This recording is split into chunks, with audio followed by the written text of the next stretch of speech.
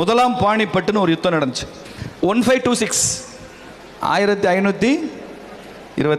அதில் தான் பாபர் இந்தியாவுக்குள்ளே வர்றார். அப்போ யுத்தம் நடக்குது. அந்த யுத்தத்தில் முகலாயர், அப்போ தான் பாபருக்கு அப்புறம் தான் முகலாய சாம்ராஜ்யம் ஆரம்பிக்குது. அந்த யுத்தத்தில் பாபர் ஜெயிக்கிறான். அதுக்கப்புறம் 2 வருஷம் கழித்து 1528 அயோத்திக்கு வர்றான் பாபர். அப்படியே சரையு நதி கரையில் அப்படியே ஜம்முன்னு ஒரு கட்டில் போட்டு படுத்திருக்காரு. அந்த அந்த நகரமே அழகாக இருக்குது. இங்கே ராமர் கோவில் அழகாக இருக்குது. தனது தளபதி மீர்பாகியை கூப்பிட்றான். கூப்பிட்டு இந்த இடத்துல ஒரு பெரிய மசூதி கட்டணும் அப்படின்னு சொல்கிறான். என்ன செய்யணும்? இந்த ராமர் கோயிலை இடிச்சிடணும். இடிச்சிட்டு பெரிய மசூதி கட்டு. 1528 பாபரின் உத்தரவுப்படி அயோத்தியில் குழந்தை ராமனுக்கு இருந்த கோவிலை இடித்து விட்டு அந்த விக்கிரகங்களை எல்லாம் நிர்மூலமாக்கி விட்டு கட்டப்பட்ட மசூதிக்கு பேர் தான், மசூதி போன்ற ஒரு ஸ்ட்ரக்சருக்கு பேர் தான் பாபர் மசூதி என்று பேசுகிறோம். ராம ஜென்மபூமி பாபர் மசூதி பிரச்சனை இது ஏன் வந்துச்சுன்றதுக்கு சொல்கிறேன். அது எப்படி சார் நீங்கள் பாபர் 1528 இடிச்சான் அப்படின்னு என்ன சார் ஆதாரம் இருக்குது? யார் சார் இதெல்லாம் எழுதி வச்சிருக்கிறாங்க? சும்மா கதை சொல்லக்கூடாது. 500 வருஷம் கழித்து உங்களை வேலூரில் பேச கூப்பிட்டோம்ன்றதுனால இங்கே ஒரு கதையை சொல்லி, அது நாங்கள்லாம் பாருங்கள் பாணிப்பட்டு போகிறனால என்னன்னு தெரியாது எங்களுக்கு, ஒரு கதையை வேற சொல்லி பாபர் தான் இடிச்சான்னு சொன்னால் நாங்கள் எப்படி நம்புறது? யார் சார் எழுதி வச்சிருக்கிறாங்கன்னு கேட்பீங்க. தெரியும் எனக்கு. ஏன் கேட்பீங்க? நீங்கள் இந்துக்கள் அப்படி தான் கேட்பீங்க, நம்ப மாட்டீங்க. அதெல்லாம் இதை பாபரே எழுதி வச்சிருக்கிறார். இதை யார் எழுதுனா? பாபரே எழுதி வச்சிருக்கான். பாபர் நாமா அப்படின்னு பாபருடைய சுயசரிதை. அவன் என்னென்னலாம் பண்ணான்னு அவனே எழுதியிருக்கான். அதில் இதை எழுதியிருக்கிறான். அயோத்தியில் ராமர் ஆலயத்தை இடிக்க சொன்னேன், இடிச்சாச்சு, அங்கே இதை கட்டணும் அப்படின்னு பாபர் நாமாவில் பாபரே எழுதியிருக்கிறாரு. அப்போ இருந்த இந்துக்கள்லாம் என்ன செஞ்சாங்க? ராமனை தெய்வமாக வழிபடுறவங்க, நீங்களே சொல்கிறீங்க ரோமுகே ராமகேன்னு, இதெல்லாம் என்ன பண்ணாங்க? யாரும் வரலாற்றில் வேடிக்கை பார்த்துட்டே இருக்கல. உடனடியாக போர் ஆரம்பித்தாங்க. ரஞ்சித் ராணான்னு ஒருத்தர் போராடினார். அந்த வருஷமே அடுத்த 3-4 மாதத்துலேயே மத்திய பிரதேச பக்கம் ராணி அகல்யாபாயின்னு ஒரு பெண்மணி பெரிய படை திரட்டிட்டு போனாங்க. 28 ராமர் ஆலயம் உடைக்கப்படுகிறது. அடுத்த 6 மாதம் 1 வருஷத்துக்குள்ளேயே ஜெயராஜ் கன்வர் அப்படின்னு ஒரு பெண்மணி, மகாராணி அந்த காலத்தில், ஜெயராஜ் கன்வர் 5000 பேர் பெண்களை மாத்திரம் திரட்டி, பெண்கள் படை 5000 பேரை திரட்டி மிக பிரம்மாண்டமான யுத்தத்தை பாபருடைய படைக்கு எதிராக நடத்திய பெண்மணி ஜெயராஜ் கன்வர். நம்மால் சொல்கிறாங்க பெண்களை வீட்டுக்குள்ளே வச்சுருந்தாங்க, பூட்டி வச்சுருந்தாங்க, அவங்களுக்கு எதுவுமே தெரியக்கூடாதுன்னு வச்சுருந்தாங்க. 5000 பெண்களை வைத்துக்கொண்டு படை நடத்த தெரியும். அந்த 5000 பெண்களுக்கும் எப்படி போரிடுவது என்று தெரியும். அப்படி மிகப்பெரிய யுத்தத்தை அந்த ராமர் கோயிலை மீட்பதற்கு பண்ணியிருக்காங்க. தொடர்ந்த போராட்டம், தொடர்ந்து உயிர் விலை கொடுத்துருக்காங்க. இப்படி பெரிய போராட்டம் நடக்கும். அந்த யுத்தத்தில் செத்து போயிடுவாங்க. அடுத்து கொஞ்ச நாள் கழிச்சு இன்னொரு போர் நடக்கும். மாறி மாறி மாறி கலவரம் சண்டையுமா போய்கிட்டே இருக்கும். அதனால் என்னாச்சு? பாபரி மஸ்ஜித் கட்டுறானே தவிர அதற்கு இந்த மினார் கோபுரங்கள் மற்ற மசூதியில் இருக்கிற மாதிரி அவனால் வைக்க முடியல. அங்கே தொழுகை நடத்த முடியல. மசூதி கட்டிய முகலாயர்களை தொழுகை நடத்த விடாமல் செய்தவர்கள் இந்துக்கள். உள்ளே போய் தொழுகை நடத்த முடியல. It was never a functional mask. இயங்கிக் கொண்டிருந்த ஒரு வழிபாட்டு தலமாக அது இல்லை. அப்போ ஒரு பெரிய மகான் இருந்தார். இப்போ கூட நாம் அவரை நினச்சி பாராட்டணும், அவருக்கு நன்றி சொல்லணும். அவர் பேர் ஷியாமானந்த மகாராஜ். அந்த ஷியாமானந்த மகாராஜ் என்ன பண்ணார்? உள்ளே இருக்கார்ல ராம்லாலா.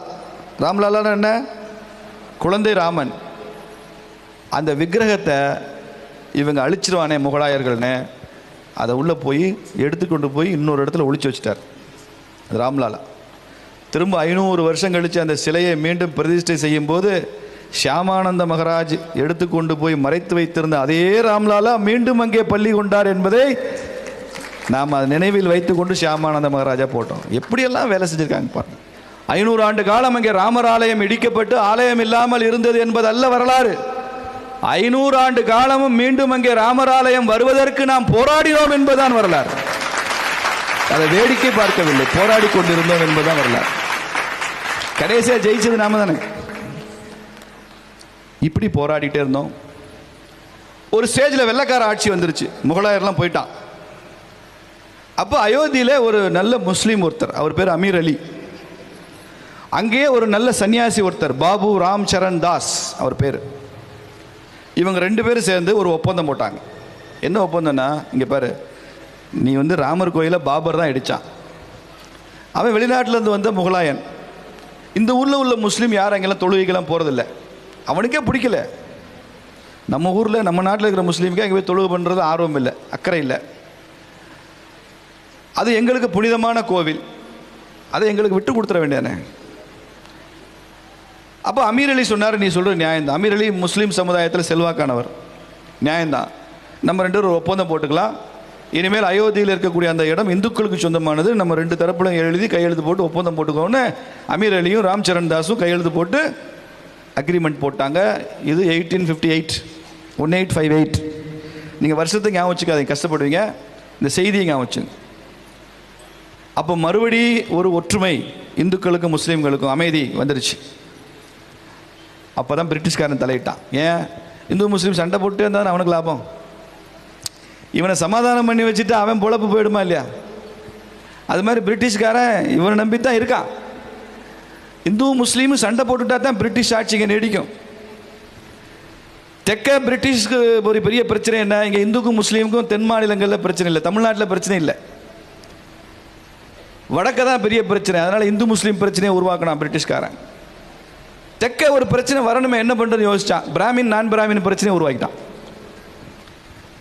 பிராமின் பிராமணர் அல்லாதவர்கள் என்ற கருத்தியலே சித்தாந்தமே வெள்ளைக்காரர்கள் விதைத்த விதை, அதிலிருந்து உருவானது அந்த பிரச்சனையை. இல்லைன்னா அது தமிழ்நாட்டை தவிர வேறு எங்கேயும் கிடையாது. அங்கே முஸ்லீம் இந்து, இங்கே பிராமின் நான் பிராமின் ஒரு செயற்கையான ஒரு வாதம். எல்லாம் பிரிட்டிஷ்காரன் தான். டிவைட் அண்ட் ரூல் இல்லை, டிவைட் அண்ட் ரூயின், அழிச்சிரு. இந்த ராம் சரணையும் அமீர் அலியும் கூப்பிட்டான் வெள்ளைக்காரன்.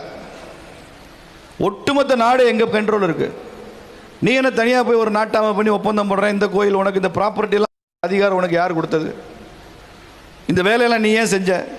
இவங்க சொன்னாங்க, எல்லாம் காரணமெல்லாம் சொன்னாங்க. No no no no.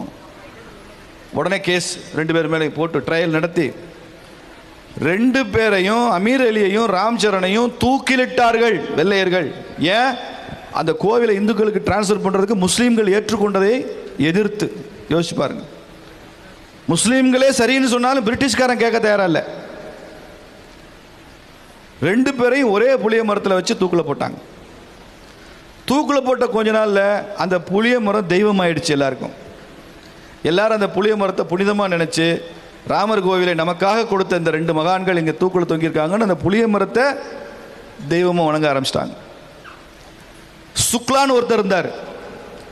அந்த சுக்லா என்ன பண்ணார், இந்த 2 பேருக்கும் நினைவு சின்னம் கட்டணும், ராம் சரணுக்கும் அமீர் அலிக்கும் ஒரே இடத்துல நினைவு சின்னம் உருவாக்கணும், இவர்களால் தான் இந்து முஸ்லீம் ஒற்றுமை வந்திருக்கு, இவர்களால் தான் இங்கே ராமர் ஆலயத்தை திரும்ப கொடுக்கணுன்ற எண்ணமே வந்திருக்கு அப்படின்னு ஆரம்பித்தார். அவர் மேலேயும் கேஸ் போட்டான். கேஸ் ட்ரையலில் 6 மாதம் கேஸ் நடந்ததுக்கப்புறம் அதே புளிய மரத்தில் அந்த சுக்லாவையும் தூக்கில் போட்டான். பாருங்கள் எப்படிலாம் கொடுமை நடந்திருக்கு. சிலை வைக்கணும்னு சொன்னதுக்காக மக்கள் அந்த புளிய மரத்தை தெய்வமாக வணங்குகிறார்கள் என்பதனால அந்த புளிய மரத்தை வெட்டிவிட்டான், அழிச்சிருங்கன்ட்டான். புளிய மரம் இல்லை இப்போ.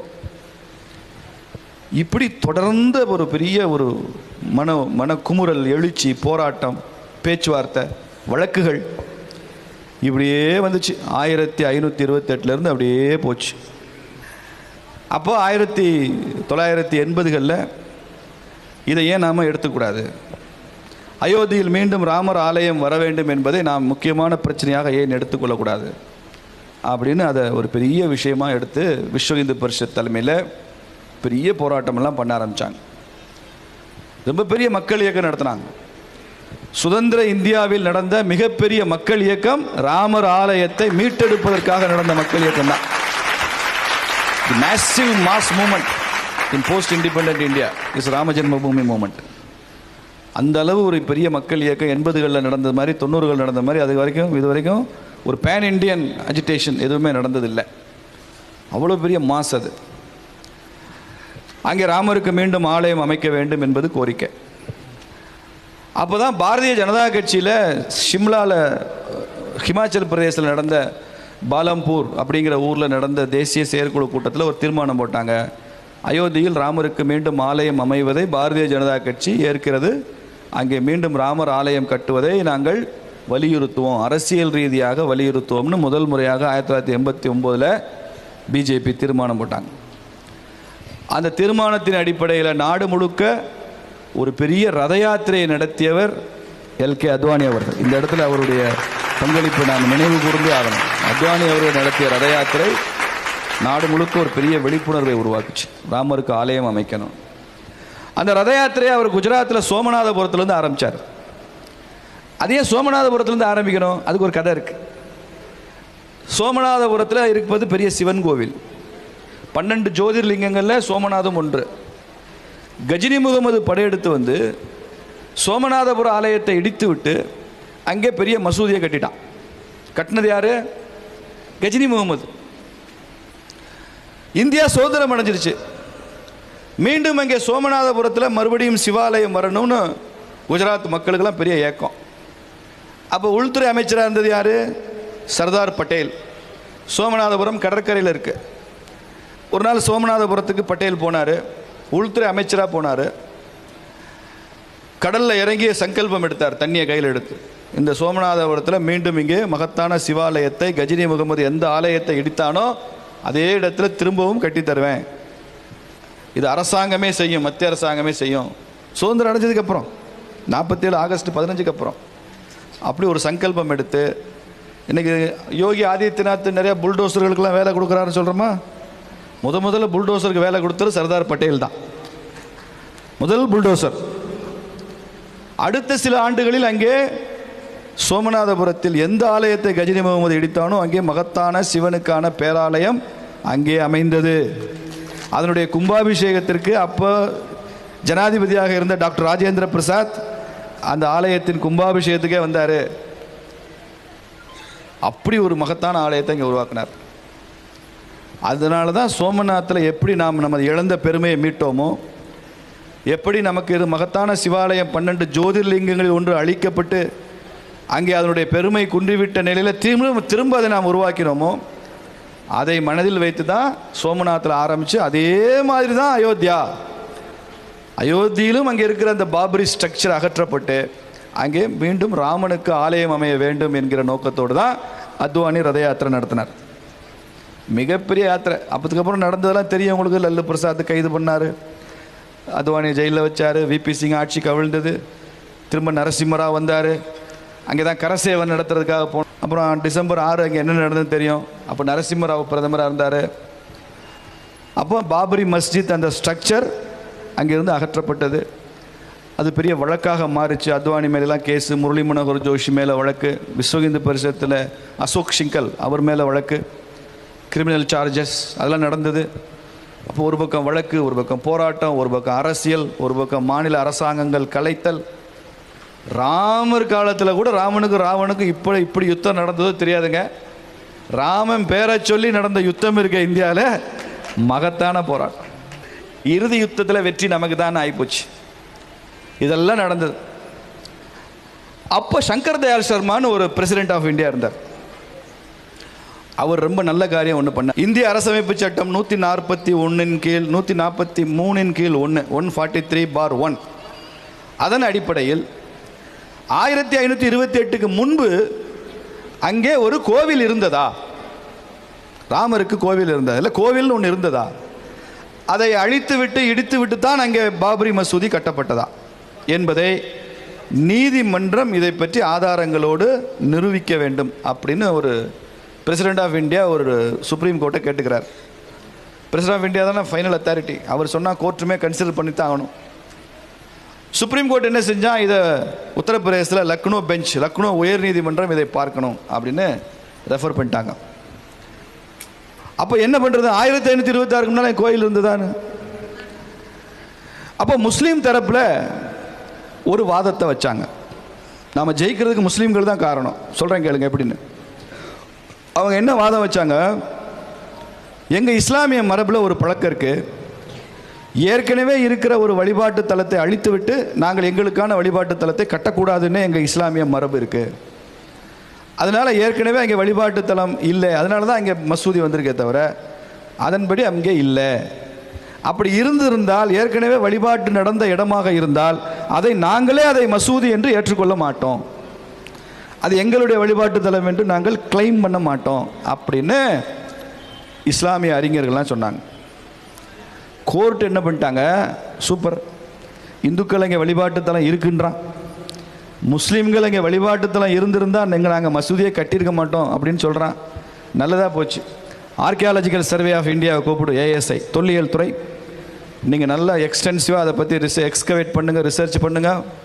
பண்ணிவிட்டு நீங்கள் ஒரு அறிக்கையை லக்னோ பெஞ்ச் உயர்நீதிமன்றத்துக்கு கொடுக்கணும். பாபர் வருவதற்கு முன்னால் அங்கே ஏதாவது வழிபாட்டு தலம் இருந்ததா இல்லையா, சே எஸ் ஆர் நோ. இப்போது தொல்லியல் துறை உள்ளே வந்துருச்சு. தொல்லியல் துறை உள்ளே வந்தாலே எல்லாமே கொண்டு வரும்ல, தோன்றது, நம்புறது, ஆணி அடிக்கிறது எல்லாம் வந்துடும். வந்து அந்த ஏற்கனவே பாபரி ஸ்ட்ரக்சர் இல்லை, நம்மால் கரசேவை அன்னைக்கு அது பெரிய இதாக முடிஞ்சு போச்சு. உள்ளே தோண்ட ஆரம்பித்தாங்க. ரொம்ப தூரம் தோண்ட வேண்டியதில்லை, 3 அடி தோண்டினாலே அனுமார் சிலை வருது. 18 அடியில் ஒரு பெரிய இன்ஸ்கிரிப்ஷன் வருது, கல்வெட்டு 18வது அடியில். அந்த கல்வெட்டில் சமஸ்கிருதத்தில் இருக்குது, இங்கே ஒரு பெரிய ராமர் ஆலயம் இருக்குது, ராம்லாலா குழந்தை ராமர் இருக்கிறாரு, இது எப்போல்லாம் வந்தது, என்னென்ன விதங்கள்லாம் பூஜை நடந்து கொண்டது எல்லாம் அந்த கல்வெட்டில் இருக்குது. தோண்ட தோண்ட சீதையுடைய சிலைகள், ராமனுடைய சின்ன சின்ன சிலைகள், சின்ன சின்ன விக்கிரகங்கள், கோவில் அங்கே வச்சுருப்போம்ல அந்த மாதிரி விக்கிரகங்கள், பட்டயங்கள், கல்வெட்டுகள், ஏஎஸ்ஐ உள்ள தோண்ட தோண்ட எல்லாமே கோவில் கோவில் கோவில் என்பதற்கான எல்லா ஆதாரம் வருது. இதெல்லாம் கொண்டு போய் நம்ம தமிழ்நாட்டில் நாகசாமின்னு ஒருத்தர் இருந்தார், தொல்லியல் அறிஞர்.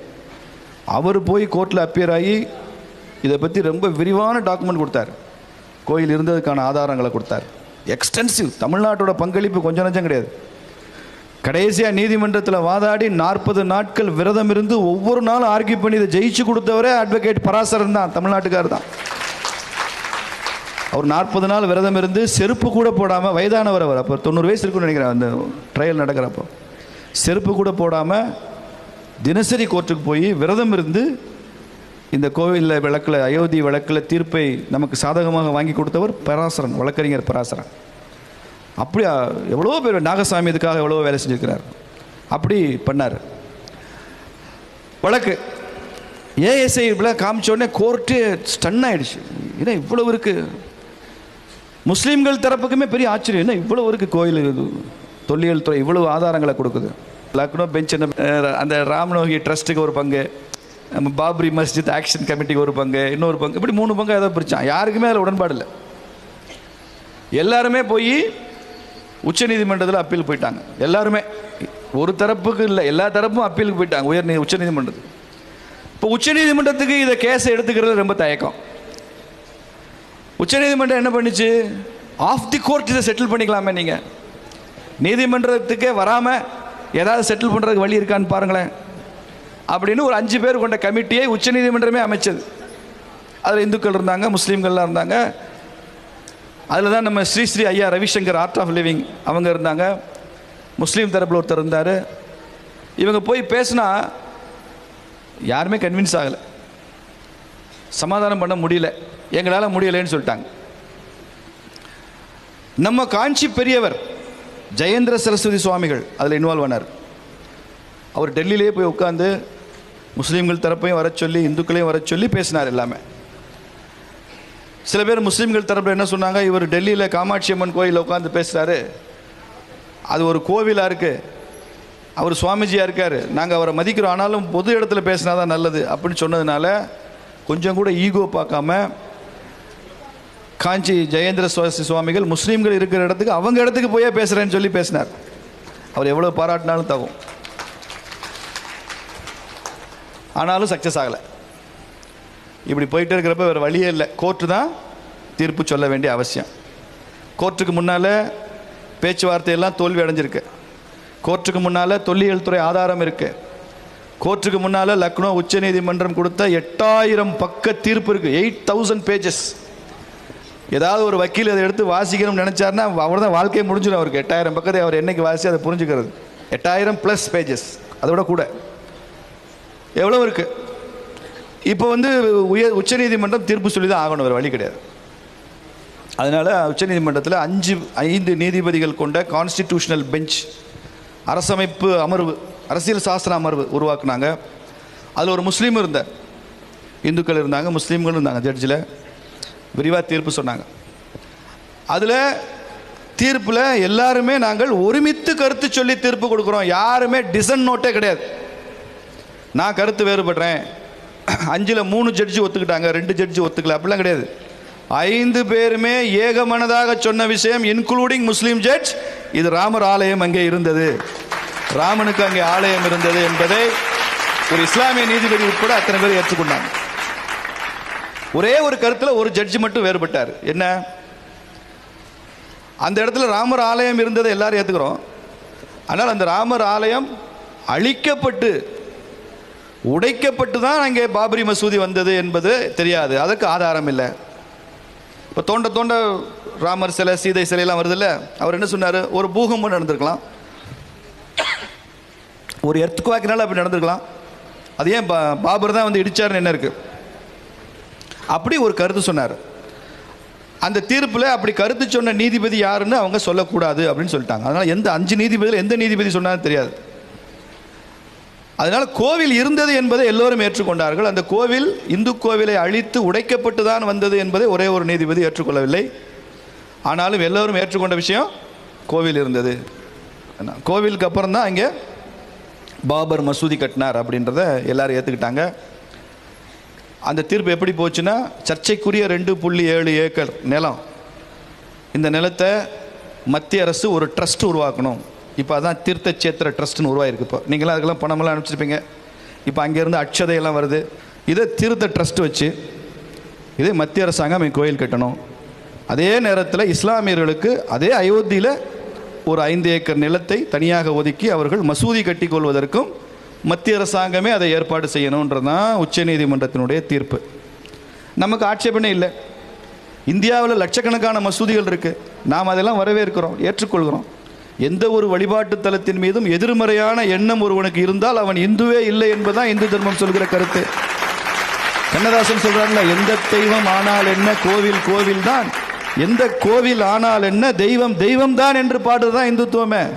நமக்கு அது பிரச்சனையே இல்லை. 5 ஏக்கர் என்ன, ஒருவேளை 50 ஏக்கர் கொடுக்கணும் நீதிமன்றம் சொல்லியிருந்தா கூட சந்தோஷமாக கொடுப்போம். ஆனால் இது ராமஜென்ம பூமி தான், இங்கே ராமர் ஆலயம் தான் இருக்க வேண்டும் என்பதில் எந்த சமரசமும் இல்லை என்பதை நாம் திரும்ப திரும்ப புரிந்து கொள்ள வேண்டும் என்பதற்காக சொல்லுவோம். அப்படி வந்தது. ஆகஸ்ட் மாதம் 5ஆம் தேதி 2019 பிரதமர் மோடி அவர்கள் பிரம்மாண்டமான ராமர் ஆலயத்திற்கு அங்கே அடிக்கல் நாட்டியவர் பிரதமர் மோடி. அதற்கு முன்னால் ராமர் கோயில் கட்டணும்னு 89 அடிக்கல் நாட்டினார் ஒருத்தர், விஸ்வ இந்து பரிஷத் ஏற்பாட்டில். அந்த அடிக்கல் நாட்டியவர் ஒரு பட்டியலின சமுதாயத்தை சார்ந்த சகோதரர் ராம் சௌபா அப்படின்ற ஒருத்தர். அவர் எஸ்சி கம்யூனிட்டியை சார்ந்தவர். ஒரு பட்டியல் சமூக சகோதரரை வைத்துக் கொண்டுதான் ராமருக்கு ஆலயம் அமைக்க அடிக்கல் நாட்டினோம் என்பதை நான் இந்த கூட்டத்தில் பதிவு செய்ய விரும்புகிறேன். அவர் தான் முதல் அடிக்கல் நாட்டினார். 2வதாக கோவில் கட்டுறதுக்கு நீதிமன்ற தீர்ப்புக்கு அப்புறம் தான் நரேந்திர மோடி ஐயா அடிக்கல் நாட்டினார். அது ஆகஸ்ட் 5ஆம் தேதி. அன்னைக்கு ஆடி பூரம், பூராடமா ஆடி பூரம். உங்களுக்கு ஒரு தகவல் சொல்கிறேன். ராமர் ஆலயத்துக்கு அடிக்கல் நாட்டின அந்த தினம் ஆகஸ்ட் 5 நம்ம ஜெயேந்திரருடைய ஜெயந்தி. நம்ம சங்கராச்சாரியார் ஜெயேந்திரர் இருக்கார், அவருடைய ஜெயந்தி அன்னைக்கு தான். பாருங்கள் எப்படி அமைஞ்சிருக்கு பாருங்கள். தன் வாழ்நாளெல்லாம் கடைசி காலத்தில் எதற்காக ஒருத்தர் பாடுபட்டாரோ அவருடைய ஜெயந்தி என்றே அமைவது என்பது இது கோஇன்சிடென்ஸ். இது அந்த ஜெயந்தி அன்னைக்கு தான் அது நடந்தது. இன்றைக்கி ஆலயம் முடிஞ்சிருச்சு. தெற்க உள்ள கோவில்கள்லாம் வேதாகம முறைப்படி கட்டுவோம், தெரியும் உங்களுக்கு. வேத மரபு வேறு, ஆகம மரபு வேறு. வடக்கெல்லாம் வேத மரபில் பண்ணுவாங்க, இங்கே ஆகம மரபில் செய்வோம். இந்த ஆகம மரபில் தான் கும்பாபிஷேகம் வரும். கும்பாபிஷேகம் என்பதே ஆகம மரபு தான். ஆனால் வடக்க எல்லாம் கும்பாபிஷேகம்னு சொல்ல மாட்டாங்க, பிராண பிரதிஷ்டை அப்படி சொல்லுவாங்க. அதனால் வர ஜனவரி 22ஆம் தேதி அயோத்தியில் நடக்க போவது கும்பாபிஷேகம் இல்லை, பிராண பிரதிஷ்டை. அதை செய்ய போகிறது பெரிய பெரிய சாஸ்திர சம்பிரதாயங்களோடு பண்ணுறாங்க. ஐயா மோடி அவர்கள் அங்கிருந்து அனைத்தையும் செய்து கொடுப்பார் என்பது தான். அது பிராண பிரதிஷ்டை நடக்கும். இந்த ஜனவரி 22 நாடெல்லாம் கோயில் கட்டுறோம், பிள்ளையார் கோயில் கட்டுறோம், ஆஞ்சநேயர் கோயில் கட்டுறோம், நம்ம ஊரில் பெருமாள் கோயில் கட்டுறோம். அது மாதிரி அயோத்தியில் ராமர் கோயில் வருது இல்லை, 500 ஆண்டு கால களங்கமும் அவமானமும் அவதூறும் துடைத்தெறியப்பட்டு கொண்டிருக்கிறது. இந்த 500 ஆண்டுகளாக எத்தனை பேர் இதற்காக போராடினார்களோ, உயிர் நீர்த்தார்களோ, யுத்த களத்தில் இன்னுயிரை துறந்தார்களோ, அவர்களது ஆன்மாலாம் ஜனவரி 22 அன்னைக்கு தான் சாந்தி அடைய போகிறது. எவ்வளவு பெரிய வரலாற்றில் விலை கொடுத்துரும். Hindu civilisation is wounded civilisation Nobel laureate NS Naipaul சொல்லுவான், VS நைபால். ஹிந்து சிவிலைசேஷனே வூண்டட் சிவிலைசேஷன், காயம்பட்ட நாகரிகம், புண்படுத்தப்பட்ட நாகரிகம். உலகத்தின் ஒவ்வொரு போக்கிரியும் அயோக்கியனும் திருடனும் குலகாரனும் இந்தியாவுக்குள்ள படையெடுத்து வந்திருக்கான். இந்துக்களை ஏளனம் பண்ணியிருக்கான், இந்துக்களை மதமாற்றம் பண்ணியிருக்கான், இந்து ஆலயங்களை அழிச்சிருக்கான், இந்து பெண்களை அவமானப்படுத்தியிருக்கான். நமது கதாநாயகர்கள் வீர புருஷர்கள் ராமனையும் கிருஷ்ணனையும் அவமானப்படுத்தியிருக்கான். வரலாறு திரும்ப எழுந்து வரும் என்பதற்கான உதாரணம் அயோத்தியில் ராமர் ஆலயம் என்பது. ஹிஸ்டரி வில் ஸ்ட்ரைக் பேக், வரலாறு திரும்ப அடிக்கும். அப்படி ஒரு நினைவு சின்னம் தான் இந்த ராமர் ஆலயம். இது வெறும் வழிபாட்டு தலம் இல்லை. இந்த தேசத்தினுடைய கதாநாயகன் யாரு? ராமரா பாபரா? Who is the hero of this India? ராமர் என்பதை திரும்ப திரும்ப நிரூபிக்கிறது தான் ஜனவரி 22 ராம ஜென்மபூமி. நம்ம அன்றைக்கி வீட்டிலெல்லாம் விரதம் இருந்து, பிரதமர் ஏற்கனவே சொல்லியிருக்கிறார், அகல் விளக்கு ஏற்றணும்னு சொல்லியிருக்கிறார். விளக்கேற்றி வீட்டு வாசலில் மாக்கோலமிட்டு இல்லையா, மாவிலை தோரணங்கள்லாம் கட்டி இங்கே உள்ள எல்லா கோயில்கள்லையும் அன்றைக்கி விசேஷம் பண்ணி, ஏன் பிராணப்பிரதிஷ்டை நடக்குது அயோத்தியில். இது உணர்வு பூர்வமான விஷயம். இந்த உணர்வை உள்வாங்கினா தான் நாம் இந்தியர்கள், அப்போ தான் நாம் இந்துக்கள். இந்தியாவில் இருப்பதாலேயே ஒருவன் இந்தியன் ஆகி விடுவதில்லை. இந்தியா யாருக்குள் இருக்கிறதோ அவன் தான் இந்தியனாக முடியும் என்பதை இந்த ராம ஜென்மபூமி நமக்கு நிரூபிக்கும். இன்னொரு முறை இந்த தேசத்தின் எதிரிகள் இந்த நாட்டை தீய பார்வையோடு பார்க்கக்கூடாது என்பதை நாம் அன்னைக்கு உறுதிமொழியாக ஏற்றுக்கோம். இந்த தர்மத்துக்கும் இந்த பண்பாட்டுக்கும் இந்து வாழ்க்கைக்கு முறைக்கும் எதிரிகள், இதை ஒழிக்க நினைப்பவர்கள் இருக்கக்கூடாது. அவ்வளவு சக்தி வாய்ந்தவர்களாக நாம் இருக்க வேண்டும் என்பதையும் இந்த இடத்துல உறுதிமொழியாக ஏற்றுக்கணும். ஹிந்து பக்தி மாத்திரம் இருந்து பிரயோஜனம் இல்லை. நான் கோயிலுக்கு போவேன், விரதம் இருப்பேன், சபரிமலைக்கு போவேன், தினசரி நான் சாமி கும்பிடாமல் வாயில் அன்னம் தண்ணி படாது, எல்லா ஆச்சார அனுஷ்டானங்களையும் பின்பற்றுவேன், கோவிலுக்கு போகாமல் என்னால் இருக்கவே முடியாது. இதெல்லாம் ஹிந்து பக்தி, இது வேண்டும். ஆனால் எப்போது இந்து தர்மத்துக்கு இந்து சமுதாயத்திற்கு ஆபத்து வருகிறதோ முதல் ஆளாக நான் வீதியில் வந்து போராடுவேன் என்று சொல்கிறோமே, அது ஹிந்து சக்தி. ஹிந்து பக்தி மாத்திரம் வச்சுக்கிட்ட இந்து சக்தி எனக்கு இருக்காது, அது தேவையில்லை நினைச்சா இந்து பக்தி இருக்காது. இதை மெயின்டைன் பண்ண முடியாது, சஸ்டெயின் பண்ண முடியாது. இதை உலகத்தின் மிகப்பெரிய இந்து ஆலயம் அங்கோர் வாட்டில் இருக்கு, அதுவும் விஷ்ணு கோவில் தான். பூஜை இருக்கா, திருவிழா இருக்கா, உற்சவம் இருக்கா? உலகத்தின் மிகப்பெரிய இந்து கோவில் பூட்டப்பட்டு கிடக்கு. நீங்கள் போனீங்கன்னா பார்க்கணும்னு சொன்னால் திறந்து விடுறான். எக்ஸிபிஷன் மாதிரி இருக்கும், எதுவுமே இருக்காது, கிட்டத்தட்ட டெட். ஏன்? உலகத்தின் மிகப்பெரிய கோவிலை இங்கே கட்டினோமே தவிர கோவிலை கொண்டாடுகிற கூட்டம் அங்கே இல்லை. ஒரு ஆலயத்தை நிர்மாணம் செய்கிறோம் என்பது மாத்திரம் ஹிந்து பக்தி இல்லைங்க. அந்த கோவிலை கொண்டாடுகிற கூட்டம் அங்கே எத்தனை ஆயிரம் ஆண்டுகளானாலும் அந்த கோவிலை சுற்றி இருக்க வேண்டும். அப்போதான் அந்த கோவில் இருக்கும்.